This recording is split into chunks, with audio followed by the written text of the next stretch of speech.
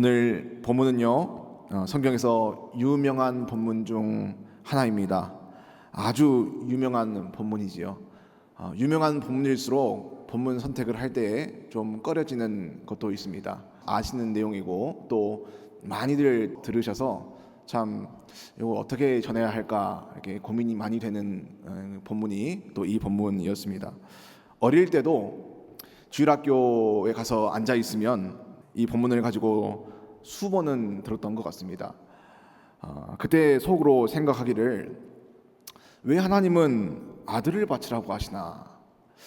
처음부터 이삭을 죽일 게 아니었으면 애초에 순양을 제물로 준비해 두신 것을 좀 알려주셨으면 이삭도 괜히 마음 상하게 묶일 일 없고, 이제 아브라함도 마음고생할 필요 없고, 그렇게 하면 좀 더 서로 좋았을 텐데, 그 참 성경 한번 복잡하다 이런 생각을 어릴 때 그랬습니다. 우리가 일상생활에서도 시험이라는 말을 많이 씁니다. 김아무개 집사님이 시험에 드셔서 지금 2주째 결석 중이십니다. 또 이 아무개 권사님이 시험에 드셔서 지금 시금까지 곡기도 전폐하고 계십니다. 뭐 이런 식으로 시험을, 우리가 그런 단어를 많이 쓰지요. 이런 표현들을 많이 쓰는데 도대체 시험이란 무엇인가? 오늘 본문 외에도 시험이라는 단어도 종종 성경에서는 등장을 합니다. 예수님께서는 제자들에게 너희들이 시험에 들지 않도록 기도해라 라고 말씀하시기도 하셨습니다. 예수님은 시험에 들지 않게 하라고 분명히 말씀하셨는데, 오늘 본문을 보면은 22장에 이렇게 문장을 시작하고 있습니다. 그 일 후에, 1절입니다. 그 일 후에 하나님이 아브라함을 시험하시려고 그를 부르시되 라고 합니다. 예수님은 시험에 들지 않게 기도해라 라고 말씀하셨는데, 하나님은 시험하시려고 아브라함을 부르셨다. 우리가 시험에 대한 이해가 없으면 마치 이 두 이렇게 본문의 입장이 상충하는 듯 보입니다. 그러므로 우리는 시험이란 무엇인가 먼저 정확하게 이해해야 할 필요가 있습니다. 오늘 22장 1절의 시험의 주체는 하나님입니다. 하나님이 시험의 주체이고 피시험자는, 시험을 보는 사람은 아브라함입니다. 이 말은 하나님이 그리스도인을 시험하셨다 이런 말과도 같습니다. 하나님에 의해서 선택받고 하나님의 사랑을 받은 자가, 하나님의 은혜를 누린 자가, 그 자에게 하나님이 시험하셨다. 모든 시험이 우리에게 부정적인 게 아니라는 말입니다. 하나님이 주시는 시험은, 하나님이 주체가 되시는 시험은 긍정적인 시험입니다. 신약성경 야고보서 1장 2절에 보시면 이렇게 기록하고 있습니다. 내 형제들아, 너희가 여러 가지 시험을 당하거든 온전히 기쁘게 여기라. 오히려 기쁘게 여겨야 하는 시험이 있다는 것입니다. 왜 시험을 기쁘게 여겨야 하는가? 이어서 3절 4절을 보시면, 이는 너희 믿음의 시련이 인내를 만들어내는 줄 너희가 알미라. 인내를 온전히 이루라. 이는 너희로 온전하고 구비하여 조금도 부족함이 없게 하려 함이라. 하나님은 온전한 그리스도인들을 어떻게 만들어 가시는가? 어떻게 다듬어 가시는가? 어떻게 훈련해 가시는가? 시험과 인내를 통해서 만들어 가신다. 그 목적이 무엇인가?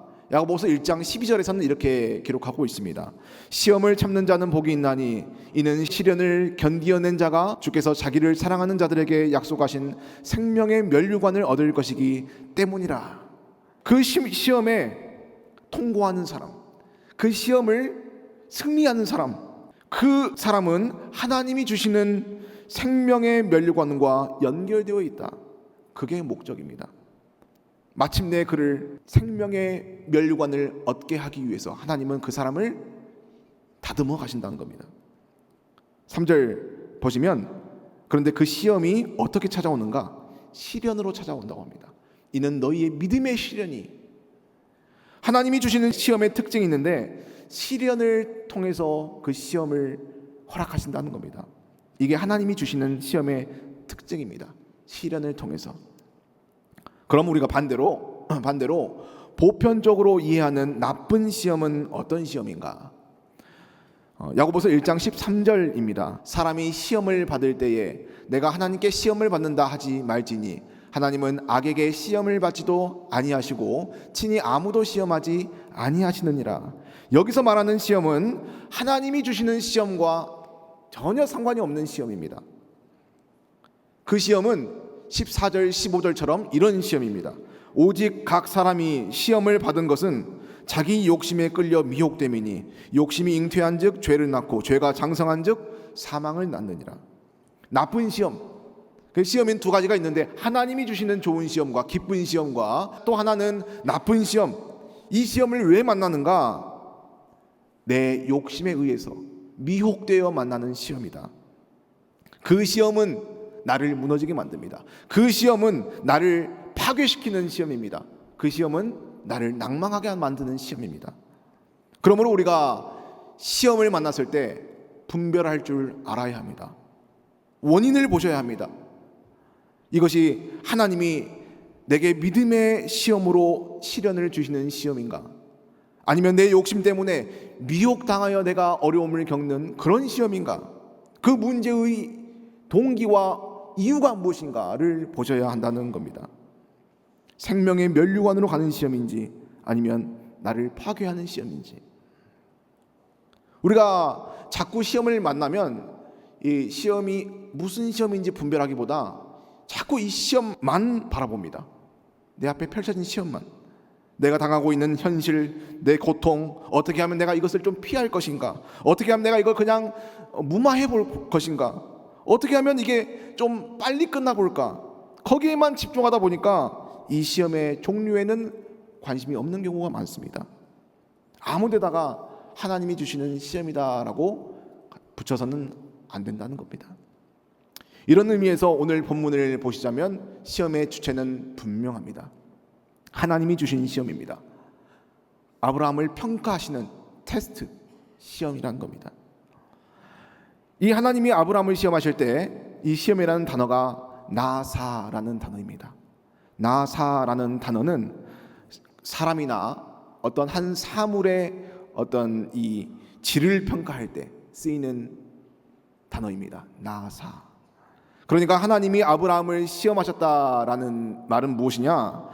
하나님이 아브라함의 이 신앙을 평가하셨다, 테스트하셨다. 근데 그 평가를 어떻게 하시는가? 이 나사라는 단어와 동의어가 있는데 바한이라는 단어가 있습니다.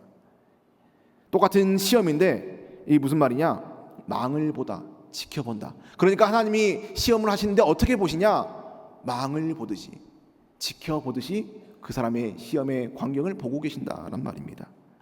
하나님이 우리를 이렇게 검사하시면서 평가하시는데 그럼 하나님이 언제 시험을 하시는가? 우리 학생들 보시면 시험 기간이 있죠. 시험 기간을 알아야 시험 준비를 하죠. 시험의 시기를 아는 것도 굉장히 중요합니다. 오늘 2장 1절에 그 시작하는 단어가 뭐냐면 그 일 후에라고 그 시기를 설명하고 있습니다. 하나님이 아브라함을 시험하실 때는 언제 시험하셨냐면 그 일 후에 시험하셨습니다. 여기서 원어를 보시면 그 일들이라고 하는데 이전에 많은 일들이 있었다는 겁니다. 그런데 대표적으로 무슨 일이 있었냐? 21장에 바로 이삭의 출생이 있었습니다. 100세에 아브라함이 이삭을 얻었습니다. 그 이삭은 아브라함과 사라가 그들의 능력으로 얻은 자녀가 아닙니다. 하나님이 아이를 낳을 수 없는 그들에게 기적적으로 이삭을 주셨고 하나님의 은혜로 주셨으며 약속에 따라 주셨습니다. 불가능했는데 가능하게 하셨습니다. 그래서 21장 6절을 보면 사라가 이르되 하나님이 나를 웃게 하시니 듣는 자가 다 나와 함께 웃으리로다. 나한테 지금 웃음이 넘친다는 겁니다. 하나님의 은혜로 충만하고 하나님의 복을 받아서 내가 웃음이 충만하다. 이게 그 일 후에의 그 일입니다. 그 전 일. 또 창세기 21장 33절도 한번 보겠습니다. 아브라함이 많은 하나님의 은혜를 입고 이렇게 기념 식수를 심으면서 고백을 합니다. 아브라함은 브엘세바에 에셀 나무를 심고 거기서 영원하신 여호와 이름을 불렀으며 나무같이 심어서 하나님의 이름을 불렀다. 은혜가 넘치는 겁니다. 21장 이전까지는 하나님은 아브라함 상식 안의 하나님이었습니다. 하나님, 능력 많으시지? 그런데 불가능을 가능케까지는 어려우시지 않을까? 하나님은 무한한 하나님이기보다는 유한하신데 능력이 많으신 분 아닌가? 그 정도로 하나님을 이해했던 아브라함입니다. 그런데 그가 이삭을 얻게 되죠. 하나님의 능력은 한계가 없구나라는 것을 깨닫게 됐다는 겁니다. 그리고 자신의 신앙을 고백하면서 에셀 나무를 심습니다. 기적의 하나님. 거기서 하나님을 이렇게 고백합니다. 엘 올람의 하나님, 영원하신 하나님. 이런 신앙 고백을 했다는 겁니다. 그리고 그 일 후에 하나님은 아브라함을 시험하려고 부르셨습니다. 너 정말 아브라함아, 내가 정말 영원한 하나님이라고 믿느냐? 내가 정말 생명의 주인이 나라고 믿느냐? 정말 내가 전능자라고 믿느냐? 너의 상상을 초월하는 하나님이라고 정말 믿느냐? 그럼 내가 상상을 초월하는 시험 한번 해볼게. 그 일 후에라는 말은 그런 뜻입니다. 22장 2절 본문 2절을 보겠습니다. 여호와께서 이르시되 내 아들 내 사랑하는 독자 이삭을 데리고 모리아 땅으로 가서 내가 너에게 일러준 한 산 거기서 그를 번제로 드리라. 이렇게 말씀하십니다. 무슨 말이냐? 이삭을 내놔라. 이삭이 아브라함에게 얼마나 중요한 존재인지 하나님이 모르셨을까요?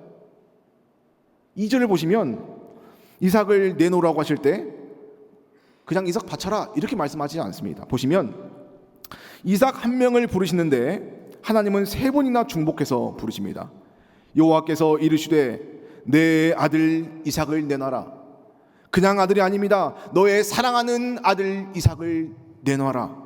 사랑하는 아들인데 많은 3명 중 1명, 2명 중 1명이 아니라 사랑하는 독자 딱 한 명 있는 아들을 내놔라.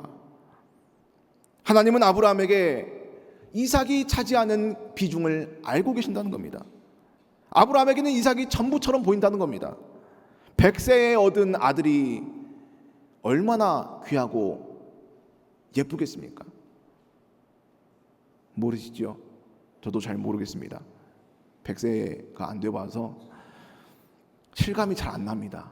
근데 40에만 낳아도 그렇게 이쁘다고 하는데 100세면 어떻겠습니까? 아브라함의 모든 시선과 관심이 이삭에게 쏟아지고 있습니다. 이삭을 위한다면 그 모든 것을 내놓을 만큼 사랑하는 독자 아들인데 아들을 내놔라. 그냥 내놓는 것도 아니고 선교사로 내놔라, 목사님으로 내놔라, 신학교를 보내라 이것도 아니라 번제로 내놔라, 태워라. 성도님들, 시험의 특징이 이렇습니다. 상식적으로 말이 안 됩니다. 이삭이라는 이름의 의미가 웃음입니다. 하나님은 그 사람에게 웃음을 내놔라 라고 하시는 겁니다.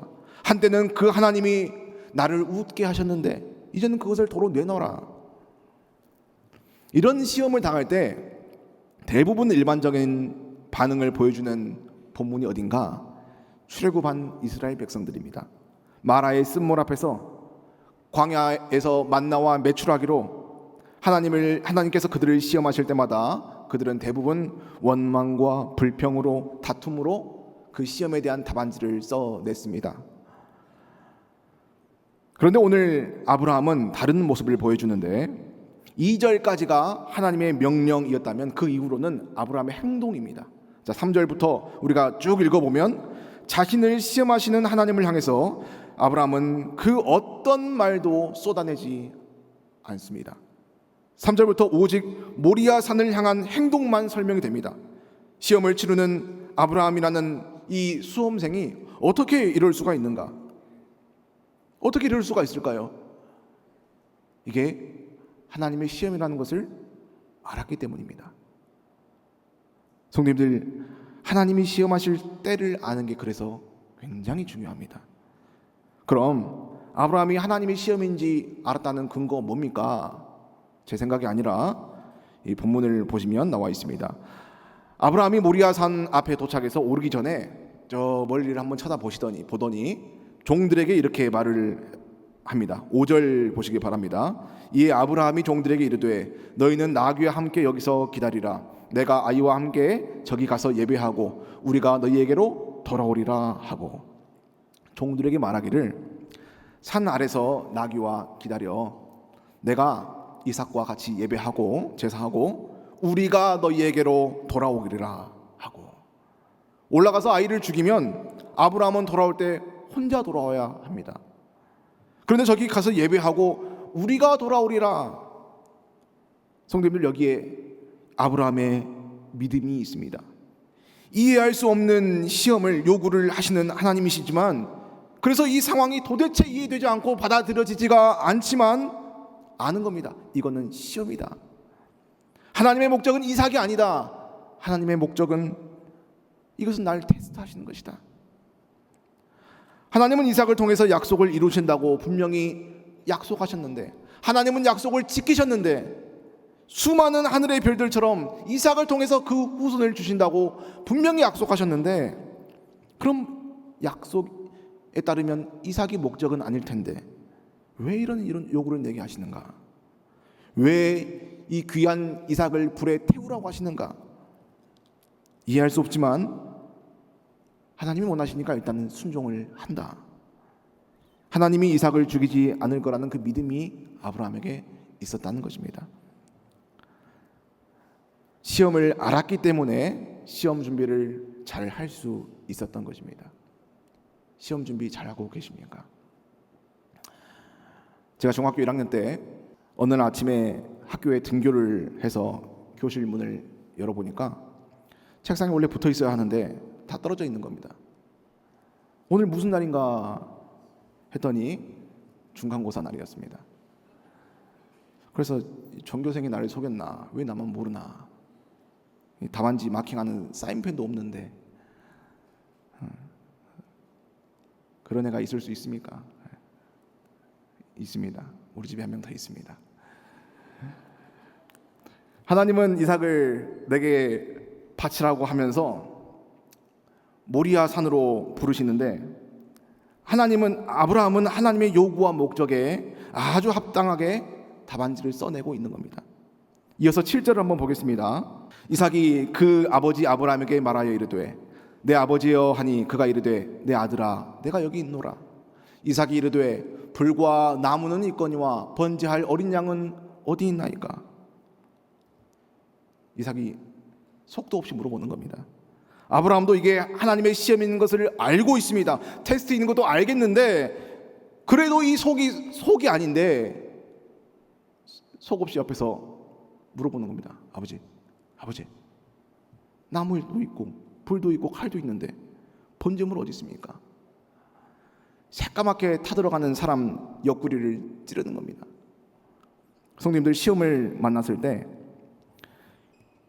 꼭 이럴 때 불평과 불만을 내뱉고 싶지 않습니까?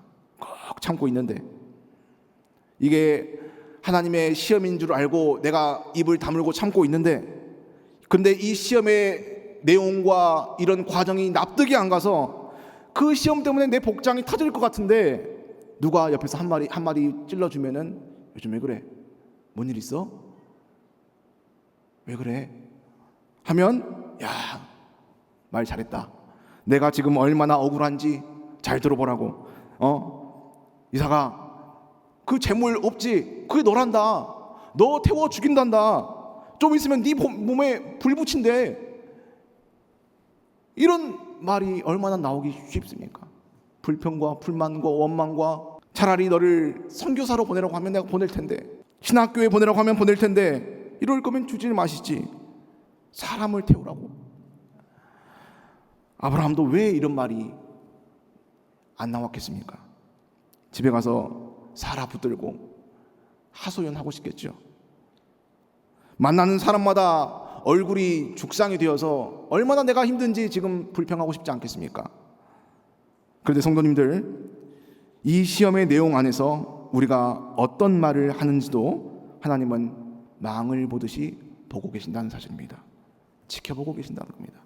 네가 무슨 말을 하는지, 믿음의 말을 하는지, 불신의 말을 하는지, 원망과 불평의 말을 하는지, 하나님을 향하여 손가락질하며 하나님을 모독하는지 하나님은 지켜보신다, 시험하신다. 그럼 누가 옆에서 옆구리 찌르면서 무슨 일이야 할 때 뭐라고 대답해야 될까요? 아브라함이 8절에서 이렇게 대답하고 있습니다. 아브라함이 이르되 내 아들아 번제할 어린 양은 하나님이 자기를 위하여 친히 준비하시리라 하고 두 사람이 함께 나아가서. 아멘. 안 나오십니까? 내 아들 죽는 거 아니니까. 내 아들아 번제할 어린 양은 하나님이 자기를 위하여 친히 준비하신다. 성도님들, 불평과 불만과 원망을 터뜨려야 할 이 시험의 현장에서 하나님이 이 아브라함의 대답을 듣고 얼마나 기뻐하셨습니까? 하나님은 아브라함의 상황을, 마음을 잘 아십니다. 그가 감당할 상황이 아님에도, 그가 이해할 수 없는 상황에도, 그럼에도 불구하고 그가 고백하길 하나님은 약속을 지키시는 하나님이시다, 이 고백을 하나님은 들으신다는 사실을 믿으시길 바랍니다. 아브라함은 하나님을 이야기합니다. 시험 중에서 내가 얼마나 힘든지 이야기하지 않고 하나님을 이야기합니다. 하나님이 자기를 위하여, 하나님이 준비하실 것이다, 하나님은 아실 것이다, 하나님이 나를 아신다. 이것을 보시고 하나님께서 판정을 하십니다. 12절입니다. 제가 읽습니다. 사자가 이르시되 그 아이에게 내 손을 대지 말라, 그에게 아무 일도 하지 말라. 내가 내 아들 내 독자까지도 내게 아끼지 아니하였으니 내가 이제야 하나님을 경외하는 줄을 아노라. 여기 하나님이 이삭에 대한 표현을 다시 한번 보시기 바랍니다. 잘 알고 계십니다. 내 아들, 네가 사랑하는 아들, 너희 하나밖에 없는 아들, 그 아들이 너에게 어떤 의미인지 내가 다 알고 있는데, 그래서 너의 모든 행동, 모든 선택, 너의 입술, 너의 말 내가 다 보고 듣고 있었다는 겁니다. 하나님의 시험의 목적이 무엇인가? 그 사람의 웃음을 뺏어가기 위해서, 그 사람의 소중한 것을 앗아가기 위해서, 그게 아닙니다. 시험의 목적은 믿음을 보고자 하시는 겁니다. 우리가 살아가면서 이런 시험을 만날 때, 이해할 수 없는 상황을 만날 때, 해결이 돼야 되는데 도저히 해결이 되지 않는 그 상황을 만났을 때 기억하셔야 합니다. 시험만 바라보면 답이 없습니다. 모리아 산에 한 발짝도 갈 수가 없습니다. 아브라함이 이삭만 바라봤으면 집에서 왜 나왔겠습니까? 집 문을 걸어 잠궜겠죠. 그리고 하나님을 향해 얼마나 원망과 불평을 쏟아냈겠습니까? 시험을 만날 때는 시험이 아니라 하나님을 보시길 바랍니다. 하나님을 이야기하시길 바랍니다. 하나님이 요구하시는 것은 그 사람의 믿음입니다. 나의 믿음입니다. 그 사람이 시험을 감당하고 통과하게 될 줄 믿습니다. 많은 경우에 나의 뜨거움이, 나의 신앙의 열정이, 나의 믿음이 시험을 만났을 때 꺾여버리는 경우가 많습니다. 하나님은 살아계십니다. 하나님이 내 인생의 주인임을 믿습니다. 내가 알고 있습니다.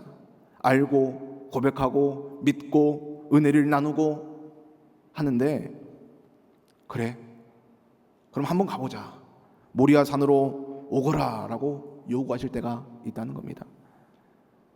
거기서 그 요구 앞에서 아침 일찍 일어나서 짐을 싸고, 그런 그 모리아 산으로 출발하는 순종이 있어야 하는데, 그 앞에서 꺾여버린다는 겁니다.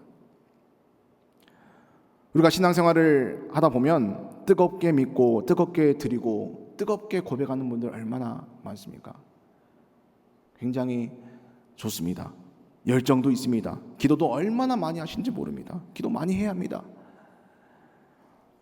그렇게 수십 년을 신앙생활을 합니다. 정말 중요한 것들입니다. 그런데 여전히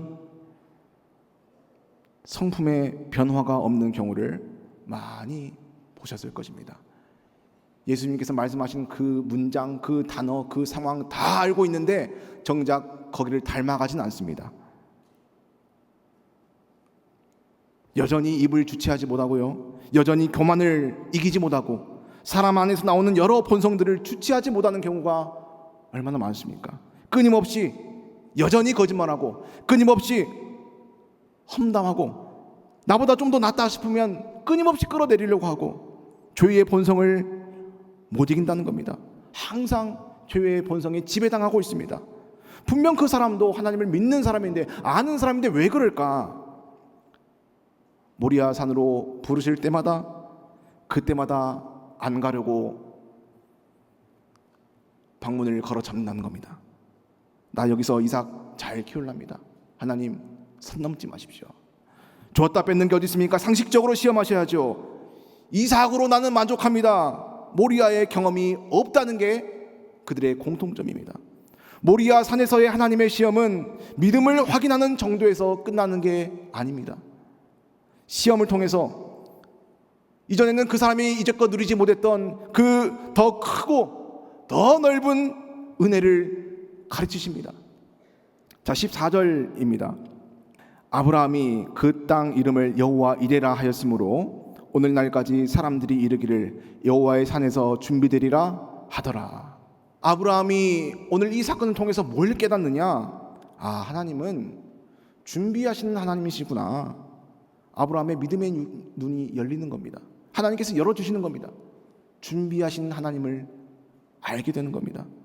대충 모리아산 안 갔으면서 다른 사람이 여호와 이레, 여호와 라파, 여호와 리시 하면 그래 나도 알았어. 귀동냥으로 들은 정도가 아닙니다. 사람에게 배운 여호와가 아니라 하나님에게 배운 여호와 이레의 하나님. 모리아 산으로 출발하지 않았다면 그 사람은 결코 하나님에 대해서 배울 수가 없습니다. 모리아 산에 오르지 않았다면 체험할 수 없습니다. 성도님들, 나의 모든 신앙생활의 내용 가운데 모리아 산에 올라가서 여호와 이레의 하나님을 정말로 경험하셨습니까? 설교로 들으셨습니까? 이건 사람이 가르칠 수가 없습니다. 사람에게 배운 여호와 이레라는 지식으로 만족하지 않으시길 바랍니다. 하나님이 가르치시고 하나님이 그 시험을 통해서 내 눈을 열어주시는, 그리고 보여주시는 그 여호와 이레의 하나님을 직접 경험하셔야 된다는 겁니다. 이전에는 내가 알지 못해서 모리아 산으로 불려갈 때 눈앞이 깜깜할 수도 있습니다. 누가 그 시험 앞에서 담담할 수가 있겠습니까? 그러나 그 산에 올라가야 준비하시는 하나님을 배울 수 있습니다. 올라가야 거기에 예비되어 있는 순양을 얻을 수 있습니다. 소문으로만 들은 그 순양은 내 순양이 아닙니다. 그 모리아산 위에 올라가면 순양이 있다더라. 올라가면 될 거야. 정작 본인은 안 올라갑니다. 이삭을 빼앗길까봐, 내가 사랑하는 그것을 잃어버릴까봐. 어떻게 하면 안 올라갈 수 있을까? 어떻게 하면 안 올라가고 그 위에 있다는 순양만 좀 취할 수 있을까? 이게 우리의 관심일 때가 많습니다. 우리가 마지막으로 한 가지 더 주목할 구절이 있습니다.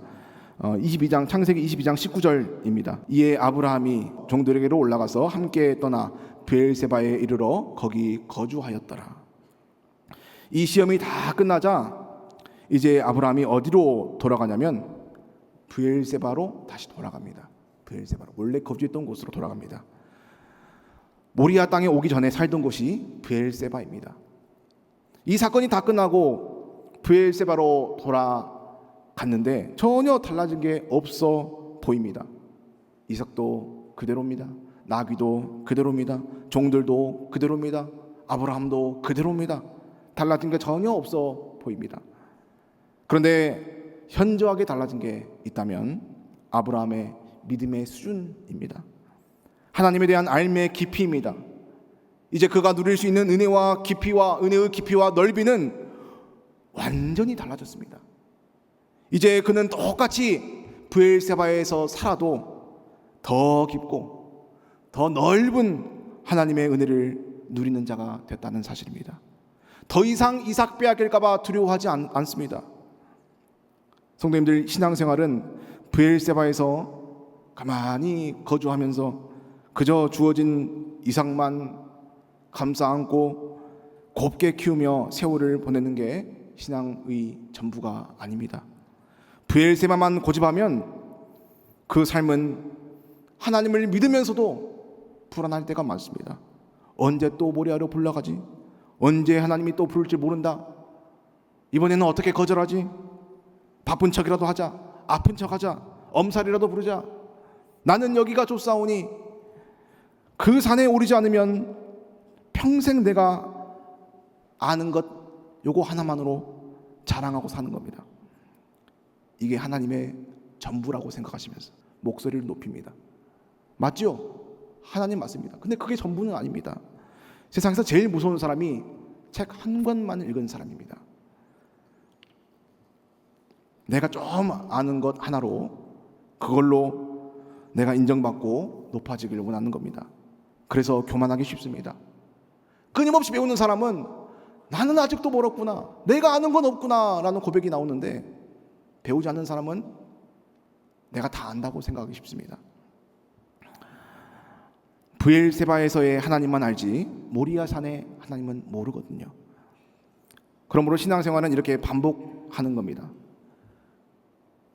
브엘세바에서 모리아산으로, 시험이 끝나면 모리아산에서 다시 브엘세바로, 부르시면 다시 모리아산으로, 하나님이 부르시면 그 산으로 올라가서 배우고 체험하고 그걸 가지고 내려와서 다시 한번 브엘세바에서 풍성하게 누리고, 그 산을 다녀올 때마다 또 다른 하나님의 기쁨과 복을 그 사람에게 허락하신다는 겁니다. 모리아를 많이 다녀온 사람은 겉으로 별다를 것 없어 보일 수도 있습니다. 그러나 그 내면은 반드시 다릅니다. 오늘 나의 신앙생활은 어떠십니까? 겉으로 가장 우리가 자랑하기 쉬운 게 신앙의 연수와 경력 아니겠습니까? 이름만, 직분의 이름 아니겠습니까? 내가 브엘세바에서 얼마나, 무슨 이름으로 얼마나 오래 거주했는지, 무슨 일을 했는지, 내가 이 지역에서 얼마나 알아주는 터줏대감인지, 얼마나 내 입김이 센지, 브엘세바가 중요하지 않다는 거 아닙니까? 중요합니다. 그러나 하나님은 내 생각보다 훨씬 더 크신 하나님이십니다. 오늘 이렇게 간접적으로 듣는 것과 직접 하나님을 겪는 것은 하늘과 땅 차이입니다. 사람의 입을 통해서 아는 하나님은 간접적인 하나님입니다. 한순간의 감동으로 끝나기 쉽습니다. 그러나 하나님이 직접 그 산에서 가르치시는 수업은 평생 내 가슴판에 가슴 깊이 새겨져서 품고 가게 되는 감동이자 은혜라는 사실을 믿으시길 바랍니다. 모리아 땅으로 가십시오. 모리아 땅으로 떠나셔야 합니다. 다시 모리아 땅으로 그 감동, 그 가르침, 그 기쁨을 붙드셔야 할 줄 믿습니다. 야고보서 1장 2절과 12절을 마지막으로 우리 한 목소리로 읽고 마치겠습니다. 내 형제들아, 너희가 여러 가지 시험을 당하거든 온전히 기쁘게 여기라.